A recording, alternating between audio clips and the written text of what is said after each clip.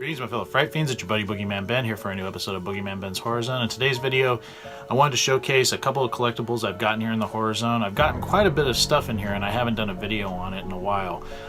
The first thing I want to talk about, this is all related to the Halloween franchise. So I want to thank my friend Jared. Jared let me know about this book. I don't know when it came out, but it came out before the brand new Halloween film. So it only features everything up until that new film. But it is called Halloween, the Changing Shape of Iconic Series by Ernie Magnata. And Jared let me know about this book. It's a pretty amazing book. I found it on Amazon. But it goes through all of the Halloween films. It's a fantastic looking book. I don't have a book on the Halloween franchise. There was supposed to be an official one that was made years ago, but it never came to be. I don't know what happened, if it was a rights issue or something.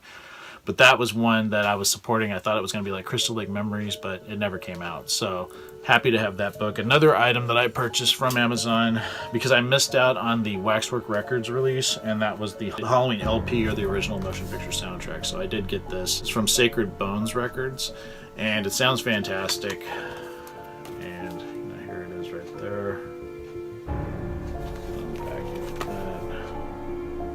But yeah, I was really happy to get this. It sounds fantastic. I have picked up some other collectibles here in the room, and I already have them kind of placed in the room. So what I'm going to do is I'm going to just go around the room and showcase the things that I've got.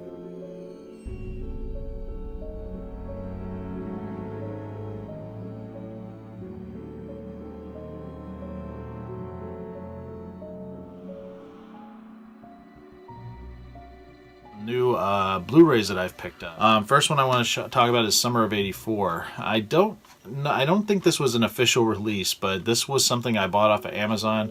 Of course, I've done my review of Summer of '84 that you can watch now on Shudder.com. Fantastic movie, one of my favorites of the year, and I had to pick up the physical release of it. I don't know who did this, but I don't think this is the official release. I think this might just be a copy of it. But it looks pretty cool, and it's got some special features. It's got, let's see here, it's got commentary by the directors RKSS, and blooper reel stills gallery, so some cool stuff there.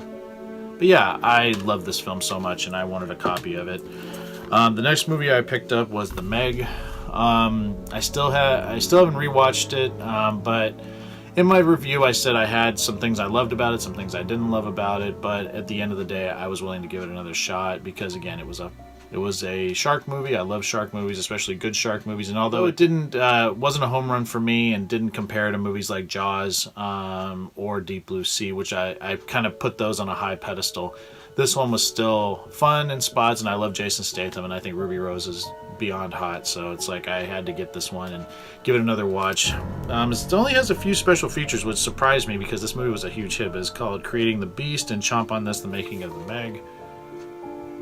So I'm anxious to give that one another watch.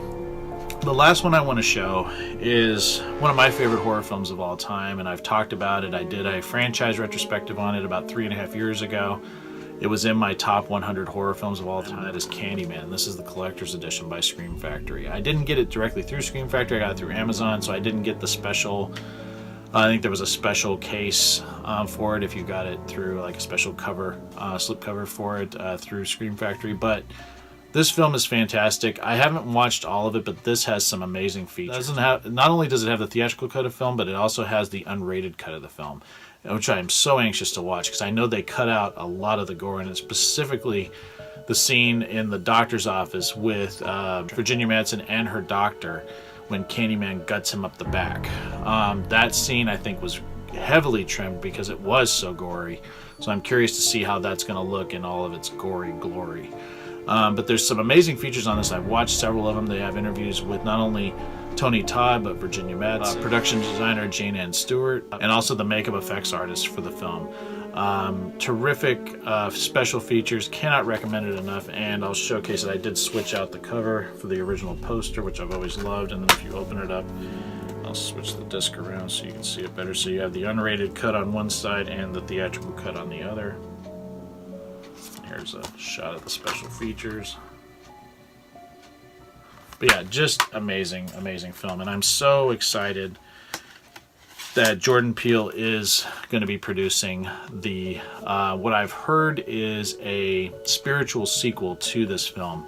So it's not a remake. It's going to be tying into this film. I'm hoping, because he could still play this role, that they cast Tony Todd to come back as Candyman. If this is a spiritual sequel and not a remake, please cast this man to play this character again, because as much as I think Farewell to the Flesh is an okay film, Day of the Dead is horrible, and I really want them to give Tony Todd a chance to go out on top as this character, because this film is so fucking awesome. Those two sequels, they're not even in the same league as it. So hopefully that is the case. We'll see as things start, more announcements come out about the new Candyman film, but I'm really excited that Jordan Peele, I think, it is going to be involved, is going to be producing it. I think it's in great hands with him. But yeah, just some movies I wanted to showcase. 3 new ones that I've picked up. Let me know what your favorite one is in the comment section below. Would love to hear from everyone. And as always, thanks so much for watching Boogeyman Ben's Horror Zone, and I'll talk to you guys later. Take it easy. Stay scared as always. Peace. I have a Patreon page if everybody wants to help support me. The link is down below. And if you do help support me, Dracula here will get more treats, and Dracula really loves his treats. So any support that you can give me would be very, very much appreciated. Right, Drac?